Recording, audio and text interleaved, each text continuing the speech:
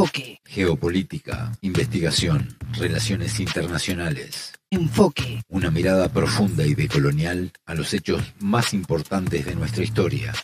Enfoque. Comunicación articulada para el buen vivir. Pueblos con memoria. ¿Qué papel juegan los pueblos y movimientos sociopolíticos de la región en la disputa geoestratégica continental? Bienvenidos, bienvenidas. Esto es Enfoque con Alejandra Patrone y la producción de los pueblos y comunidades articuladas en la Sala Soberana. Hoy vamos a continuar el ciclo previo a lo que será en Guatemala el tercer encuentro continental de Aviasala Soberana, que va a ser del 8 al 12 de octubre. Para eso nos acompaña el sociólogo puertorriqueño Ramón Grossfogel. Él es profesor de la Universidad de Berkeley. Ramón, bienvenido, ¿cómo estás? Es un gusto recibirte. Muchas gracias por la invitación. Ramón, contanos un poco qué expectativa tenés en este encuentro, que tiene sobre la mesa además temas tan importantes como el pensamiento decolonial y la articulación de los pueblos. Sí, esto es un encuentro sumamente importante porque aquí no solamente vamos a hacer formación política continental desde una mirada descolonizadora, desde una mirada plurinacional, sino también que vamos a hacer articulaciones de movimiento a escala continental. Entonces, este espacio tiene un lugar estratégico en términos de las luchas que se llevan a cabo en la región ahora mismo. Y claro, los movimientos, las organizaciones de los pueblos son centrales a la hora de pensar la región geopolíticamente, porque dependiendo del accionar de estos movimientos va a depender mucho la política de los movimientos en los próximos años. ¿Y cómo analizás todo lo relacionado al contexto internacional que estamos viviendo? ¿Cuál es la situación? ¿Cómo la ves? Estamos viviendo una situación muy difícil porque el imperio estadounidense está en decadencia, está en crisis terminal. Emerge un nuevo mundo que es el mundo multipolar. Ese mundo no es exactamente postcapitalista, es un mundo que sigue siendo capitalista, pero tiene características que abre posibilidades a los pueblos. Es decir, hay un respeto a la soberanía de los pueblos. Es un mundo que es capitalista, pero no es neoliberal. Se enfrenta a las lógicas punitivas de sanciones y de agresiones militares, golpes de Estado del mundo unipolar. Entonces, la esperanza del mundo multipolar es la esperanza de poder vivir dentro de nuestras diferencias de manera pacífica y con respeto a la soberanía de los pueblos. Eso abre un espacio de maniobra para los movimientos, porque el mundo unipolar te sanciona, te reprime, te persigue, mientras que el mundo multipolar abre un espacio, por ejemplo, para movimientos antiimperialistas que han logrado llegar al poder, como Venezuela y otros, tienen un espacio de maniobra en el mercado mundial frente al mundo multipolar que ofrece oportunidades comerciales de intercambio. Que el mundo unipolar te bloquea, te sanciona, te hace barbaridades. Realmente es una forma de genocidio a los pueblos, estas sanciones, estos bloqueos, este tipo de políticas que hace el imperio estadounidense. Ahora, el imperio está en decadencia. ¿Qué significa esto? Que el imperio ha perdido las guerras en el Medio Oriente, ha perdido la competencia comercial en África con China. Ya ni hablemos de Asia. En Asia la tienen perdida, pero hace rato. Han recuperado Europa con el golpe de Estado internacional que hicieron con la guerra de Ucrania, con esa intervención teledirigida por el imperio Bielotán, con un gobierno títere neonazi que es punta de lanza contra la Federación Rusa.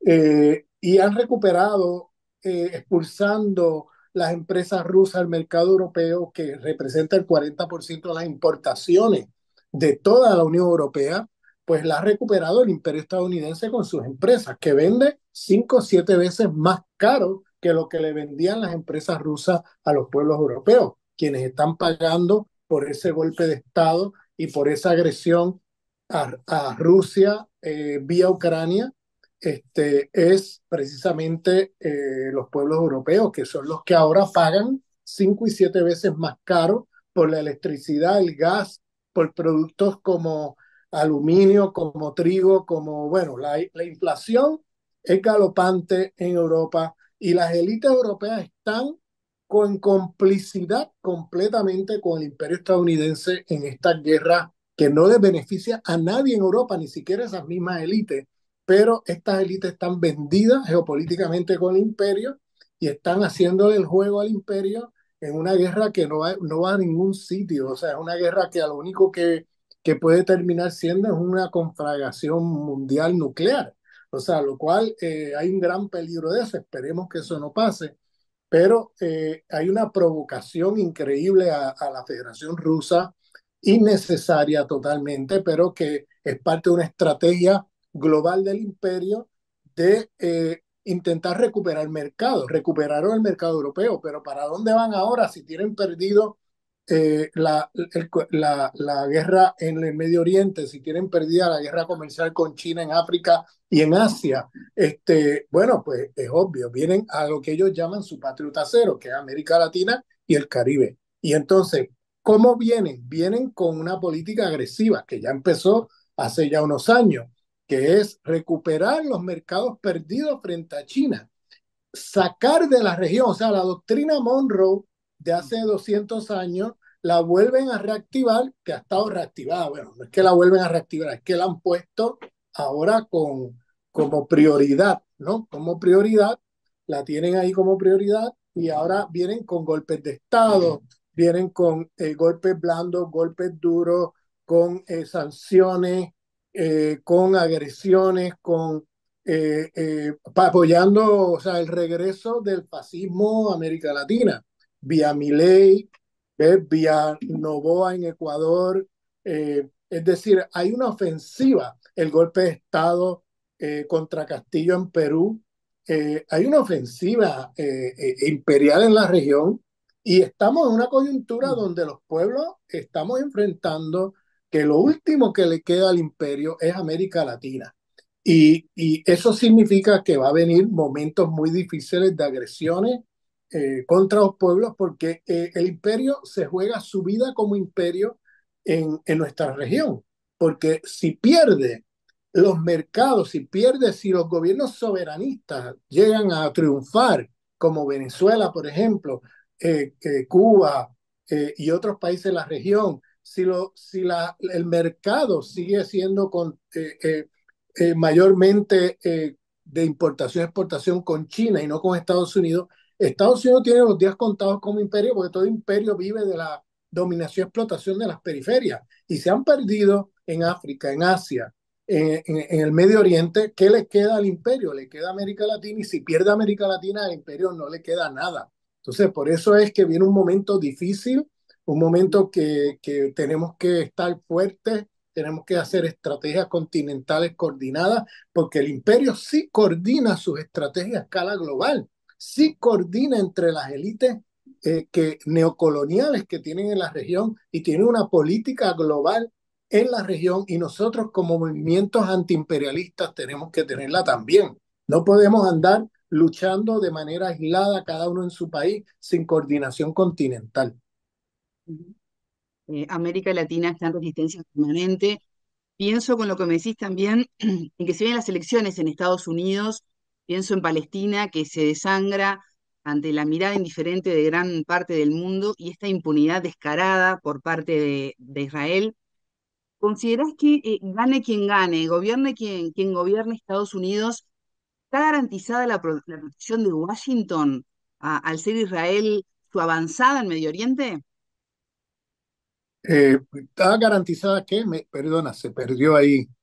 Si está garantizada la protección de Estados Unidos a Israel. Pues mira, hasta ahora Estados Unidos ha estado ahí apoyando a Israel en todo. La política de Estados Unidos es de apoyo rotundo. Ahora, si viniera un momento de crisis, de colapso económico en Estados Unidos como se espera que venga. Ya hubo uno a principios de agosto de este año, hace un mes, hace escasamente un mes y medio, hubo un colapso en Wall Street y en las bolsas de valores a nivel mundial, pero se espera que venga uno todavía más catastrófico porque la deuda de Estados Unidos es trillonaria con la letra T, porque Estados Unidos es una economía, vamos, fallida, y se espera una catástrofe grande que dentro de Estados Unidos se va a sentir fuertemente. Se espera la desdolarización de la economía mundial, va a devaluar el dólar, va a haber inflación, hiperinflación en los Estados Unidos. El pueblo americano no ha visto, no ha vivido eso desde hace ya más de un siglo, o sea, no tienen experiencia de vivir hiperinflación o de que les escasee la comida o cosas así. Y yo lo que veo venir es que es un proceso de implosión del imperio americano donde puede enfrascarse en una guerra civil interna y haga que el imperio implosione porque no va a poder movilizarse a apoyar a ningún país, a ninguno de sus títeres a nivel mundial, entre ellos Israel, si hay un colapso económico en Estados Unidos, porque la condición de posibilidad de la existencia de Israel son las transferencias billonarias con la letra B que le hace el imperio a Israel. O sea, sin esa ayuda militar y económica, Israel sería un proyecto fallido, no sostenible. Fíjate que ahora mismo están acá en esta guerra con la ventaja tecnológica que tiene Israel sobre Palestina, sobre la resistencia palestina y la resistencia, el eje de la resistencia. Fíjate lo costoso que está haciendo para ellos esta guerra de exterminio. Está a un costo enorme que ellos no pueden sostener por sí mismos. Le escasean tanques porque además ha sido muy exitoso en la destrucción de tanques. Le escasean, por ejemplo, municiones porque han tirado de todo y bueno, empieza a escasearle municiones. Le escasean los misiles esos para protegerse de misiles que entren al cielo de Israel. Le empieza a escasear una serie de armamento que depende de que Estados Unidos le transfiera la ayuda militar. Sin eso no pueden funcionar. Ahora, lo que está ocurriendo es que el desprestigio de Israel es tan grande, la crisis económica de Estados Unidos también es que viene, está grande y se va a poner peor. Puede llegar un momento en que la opinión pública de los Estados Unidos diga basta ya, no queremos ya que se transfieran más recursos a ese estado fallido, a ese estado genocida, y queremos esos recursos para atender los problemas económicos que tenemos en el país. Eso muy fácilmente puede ocurrir en los próximos años.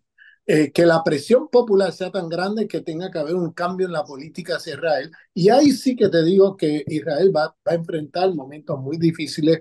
Probablemente veamos en vida el fin del Estado sionista, lo veamos en nuestras vidas. Algo que todo el mundo proyectaba para el futuro, para finales de este siglo, para 50 años. Eso yo creo que lo vamos a ver en los próximos años. Ujú. La presión popular puede cambiar la historia. Ramón, te he escuchado varias veces hablar de la modernidad como proceso civilizatorio de la muerte. ¿Cómo se combate desde la articulación de nuestros pueblos esa destrucción? Mira, en primer lugar, la modernidad es un sistema civilizatorio. El capitalismo es el sistema económico de ese sistema civilizatorio. Cuando digo civilizatorio es que hay una multiplicidad de jerarquías de dominación que no se agotan en el capitalismo. Hay patriarcado, hay racismo, hay eurocentrismo en el plano epistemológico, hay ecologicidio, destrucción de la vida y de la ecología planetaria.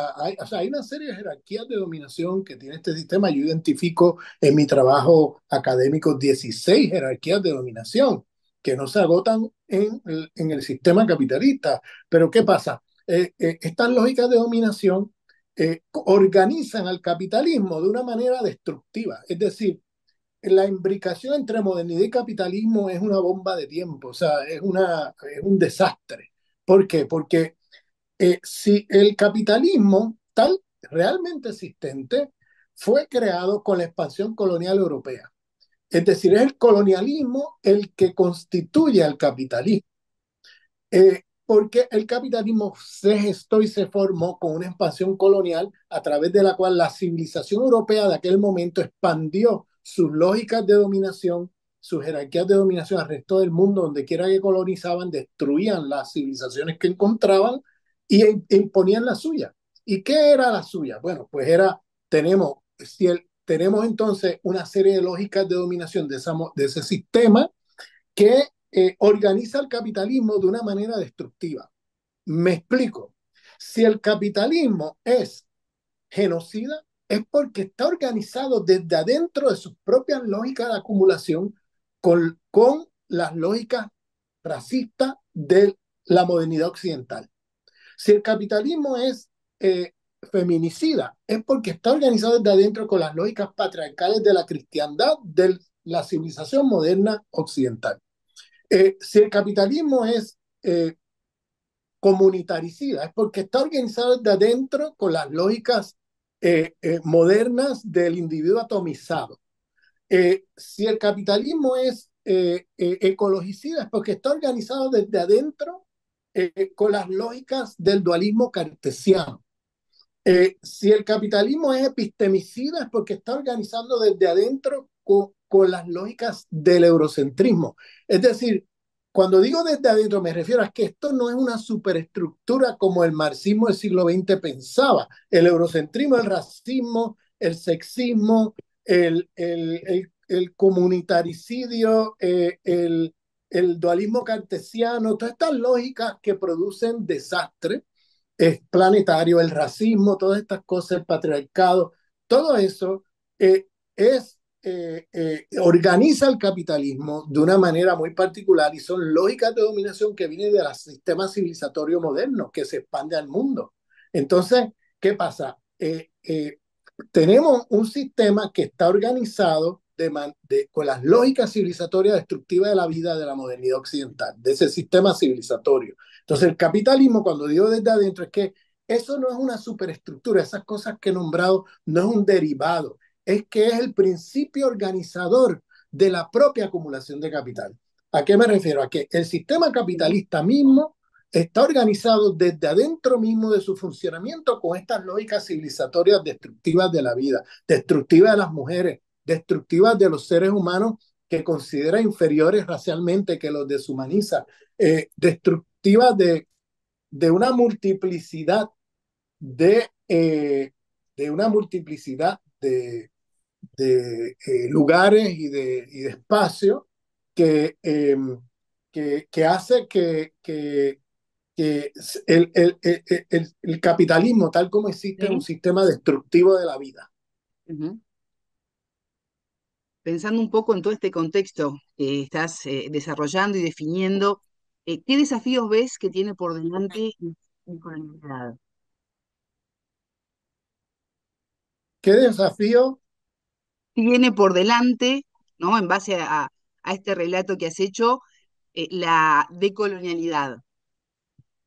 Bueno, mira, esto nos plantea un desafío porque entonces eh, tenemos que pensar en un sistema civilizatorio ¿Sí? nuevo.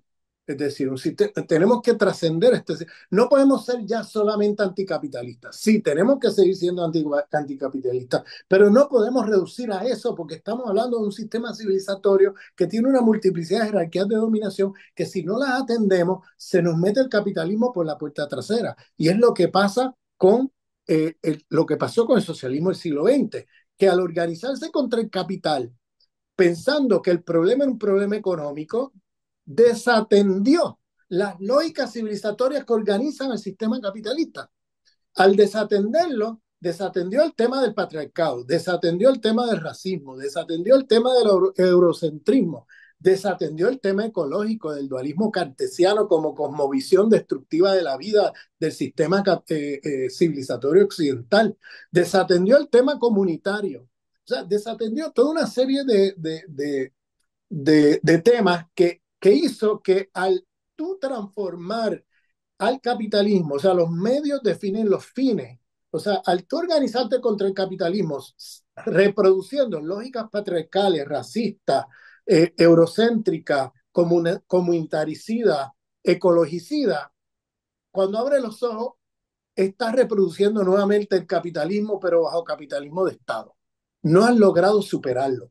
Entonces, por eso estamos llamando a la necesidad de un nuevo sistema civilizatorio, y ese sistema civilizatorio tiene que atender todas esas lógicas de dominación que he mencionado aquí como proceso de construcción de un nuevo sistema más allá de la modernidad occidental. Para eso tenemos que ser antes y primero que nada antiimperialistas.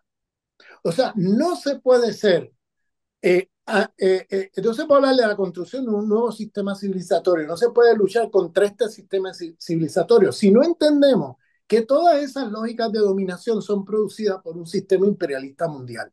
Es decir, el patriarcado, el racismo, el ecologicidio, el comunitaricidio, el eurocentrismo como epistemicidio y todas estas cosas no existirían si no hubiera un sistema imperialista dominante occidental. Ese sistema es el que encarna y el que produce y reproduce todas estas lógicas de dominación, de muerte de la modernidad occidental. Y es el mismo que organiza el capitalismo de una manera perversa, ¿no? De una manera... Entonces, yo lo que llamo la atención es que no es solamente que tenemos que tener una cartografía del poder que identifique la multiplicidad de lógicas de dominación que tiene este sistema, sino que tenemos que entender que eso está materializado en un sistema imperialista mundial, que por tanto nuestra prioridad es ser antiimperialistas, que no podemos meternos a identificar estas lógicas de dominación y terminar en una especie de lo que yo llamo la interseccionalidad imperial, donde se reconoce la multiplicidad de opresiones, pero no se es antiimperialista. Es decir, cada oprimido en cada una de esas lógicas de dominación, luchando por una migaja dentro del sistema y por cuestiones identitarias. Y se pierde de vista el aspecto estructural y estructurante del sistema en que estamos. Yo por eso digo, tenemos que tener un entendimiento de la multiplicidad de opresiones, pero dentro de una visión antiimperialista global, porque de lo contrario nos perdemos en las micropolíticas de las diferentes opresiones que este sistema produce y no logramos hacer coaliciones entre todos los oprimidos contra este sistema. Es decir, tiene que haber una política antiimperialista que oriente nuestra lucha contra este sistema civilizatorio y por la producción de uno nuevo. Ese nuevo tiene que ser pluriversal, es decir, tiene que tener el entendimiento de que el mundo es muy diverso y que vamos a construir juntos un nuevo mundo aceptando la diversidad epistémica de los pueblos. No podemos imponer el esquema que ha impuesto Occidente, donde solamente una epistemología y una cosmovisión es la válida y todas las demás quedan inferiorizadas, lo que se llama racismo epistémico. Es decir, todos los conocimientos, todas las cosmovisiones, toda la visión de los pueblos queda inferiorizada frente al hombre blanco occidental, que es el que tiene la verdad, la legitimidad sobre la producción de conocimiento y sobre la verdad. Entonces, lo que tenemos que entender es que nos tenemos que mover hacia estructuras pluriversales que tengan allí la diversidad epistémica entendida entre los pueblos, que se respete la soberanía, que se respete las diversas visiones, pero dentro de una lógica global de afirmación de la vida, dentro de una lógica global que sea antisistémica, antiimperialista en el sentido antisistémico, que va contra el que eres anticolonial, que eres antipatriarcal, que eres anticapitalista, que eres antidestrucción ecológica planetaria, que eres antirracista, que eres anticomunitaricidio, ¿no? La destrucción de las comunidades de los pueblos. O sea, tenemos que tener lógicas que nos unan a todos contra el sistema, pero aceptando que la solución a todos esos problemas puede ser diversa en diversas partes del mundo. Ramón Grosfogel, sociólogo puertorriqueño, profesor de la Universidad Berkeley. Muchas gracias por estos minutos con Enfoque. Muchas gracias por la invitación. A ustedes les decimos que ya estamos en los minutos finales de Enfoque. Los invitamos al tercer encuentro continental de la Viayala Soberana, del 8 al 12 de octubre en Guatemala. Tengan todos ustedes una excelente jornada. Buena vida para todos. La frase del día. Yo lo que veo venir es que en un proceso de implosión del imperio americano, donde puede enfrascarse en una guerra civil interna y haga que el imperio implosione, porque no va a poder movilizarse a apoyar a ningún país, a ninguno de sus títeres a nivel mundial, entre ellos Israel, si hay un colapso económico en Estados Unidos, porque la condición de posibilidad de la existencia de Israel son las transferencias billonarias con la letra B que le hace el imperio a Israel. O sea, sin esa ayuda militar y económica, Israel sería un proyecto fallido, no sostenible. Enfoque, con Alejandra Patrone y la producción de los pueblos y comunidades articulados en Abya Yala Soberana para www.radiovictoriagt.com. Transmiten Radio Dignidad de Honduras, Codecá Guatemala, Abya Yala Soberana, Minca Comunicaciones de Argentina, Rondas Campesinas de Perú y Radio Victoria de Guatemala. Enfoque. Comunicación articulada para el buen vivir. Pueblos con memoria.